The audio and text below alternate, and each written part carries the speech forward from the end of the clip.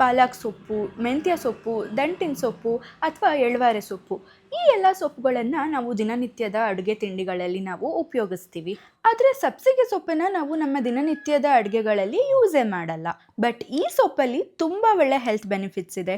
ಇದು ಕೊಲೆಸ್ಟ್ರಾಲ್ಗೆ ತುಂಬ ಒಳ್ಳೆಯದು, ಜೊತೆಗೆ ಡಯಾಬಿಟಿಕ್ ಪೇಷಂಟ್ಸ್ಗಳಿಗೂ ಇನ್ಸುಲಿನ್ನ ಪ್ರೊಡ್ಯೂಸ್ ಮಾಡೋದಕ್ಕೆ ಹೆಲ್ಪ್ ಮಾಡುತ್ತೆ ಆ್ಯಂಡ್ ನಮ್ಮ ಇಮ್ಯೂನ್ ಸಿಸ್ಟಮ್ನ ಕೂಡ ಚೆನ್ನಾಗಿ ಬೂಸ್ಟ್ ಮಾಡುತ್ತೆ. Hello, welcome to day 17 of 1 year with me.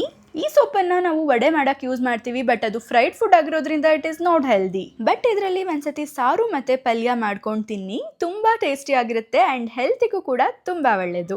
ಈ ರೆಸಿಪಿನ ನನಗೆ ನನ್ನ ಅಮ್ಮ ಹೇಳ್ಕೊಟ್ಟಿದ್ದು. ಮದುವೆ ಆದಮೇಲೆ ನನ್ನ ಹಸ್ಬೆಂಡ್ ಮನೇಲೂ ಎಲ್ಲರಿಗೂ ಮಾಡಿಕೊಟ್ಟಿದ್ದೆ. ಎಲ್ಲರಿಗೂ one of the favourite foods ಆಯಿತು ಇದು. ಇದ್ರದ್ದು ಸಾರು ಅಷ್ಟೇ ಅಲ್ಲ, ಪಲ್ಯ ಕೂಡ ತುಂಬಾ ಚೆನ್ನಾಗಿರುತ್ತೆ. ಸೊಪ್ಪು ಮತ್ತು ಬೇಳೆ ಎರಡೂ ಹಾಕೋದ್ರಿಂದ ಟೇಸ್ಟ್ ಡಬಲ್ ಆಗುತ್ತೆ. ನಾನು ಲಾಸ್ಟ್ ಟೈಮ್ ಅವರೆಕಾಳು ಸಾರು ರೆಸಿಪಿನ ಶೇರ್ ಮಾಡಿದಾಗ ರುಬ್ಕೊಳ್ಳೋದಕ್ಕೆ ಸಾರಿನ ಪುಡಿನ ಹಾಕಿದ್ದೆ.